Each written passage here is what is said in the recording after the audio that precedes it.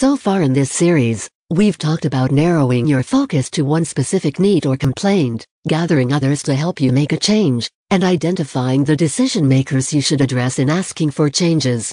Today we'll focus on something many teachers overlook or skip: doing your homework.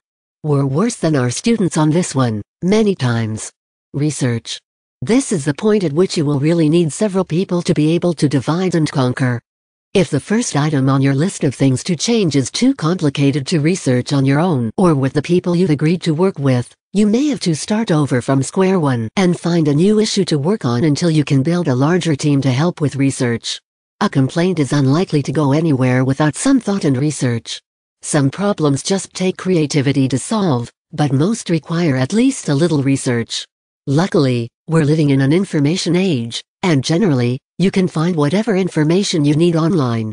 There are so many resources on education: what works, what doesn't work, what could be possible.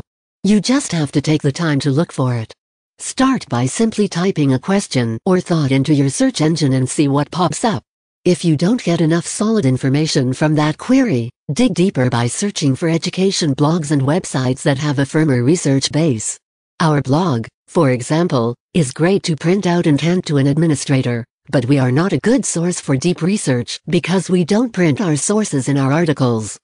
We do research our topics, but because ours is a casual and more conversational blog, we don't publish all of that information in every article. More academic sites like Mindshift and Education Week are more journalistic and have sources to back up their information. A great benefit for approaching your administrators with these sorts of sources is that you can confirm that a more scientific approach has been taken and there is research backing your own claims. Still better, though, are the resources you used when you were in college. There are databases for education journals straight from researchers themselves. This is where we, along with Mindshift, Education Week, and all the other education blogs go to get original material anyway. You can always follow the trail back to these journal articles and use them specifically as sources, although many administrators are fine with information from less formal sources. It's better to start with these higher-ranking sources in the beginning and build your own credit as a reliable researcher than to just speak from your own experiences and expect change. The more data and written proof you have to back up what you want, the more accessible change will be. It is very difficult for anyone to argue with research. Create a presentation. Don't just show up on your principal's doorstep and say, "Hey, here's something I don't like. Here are some articles about it. Please change this." You need to do your due diligence. Make and prepare an actual presentation. It doesn't need to be fancy, but you're trying to convince someone to make a change. The more you can show in numbers and data, the better off you'll be. As you sift through information and piece it together, you will become an expert on your topic. You'll be able to answer questions that may arise when you present the information, and you will seem much more prepared and put together. Compare in your mind a picket line with protesting teachers who just know they want and need a pay raise with a presentation with actual data and research findings on how raises can be more cost-effective for schools in the long run. What if, in the presentation, there were ideas as to where the money for raises could come from? If you were a board member, which would you be more drawn to?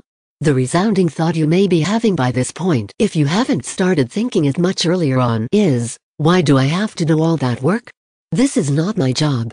We would ask you to think about that for a moment. If you are asking for change, it is indeed your job. Should school boards go out of their way to make teachers and other educators happy? Yes, but they won't. It's entirely likely that the average board member has never been in the classroom setting as a teacher and may have no idea what would make an educator happy. School board members are elected volunteers in most places, if not all. They don't get paid to do what they already do. It is a challenge for board members to go so far out of their way to gather information in a field in which most have no training or experience. Frankly, the very idea sounds ludicrous.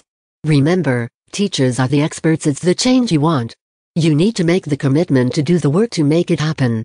No one will do it for you, and even if they did, it would probably be wrong because you, your colleagues, and your students are the ones who really know what is working and what isn't right now. Next time. In our next article, which is the final one of this series, we'll talk about how to present your information in a way that will make it difficult to resist, after which we will wrap up our overview. Stay tuned for further information on exactly how to go about talking to board members, what you should do if you find yourself in need of legal action, and best practices for advocating for changes in state and national laws.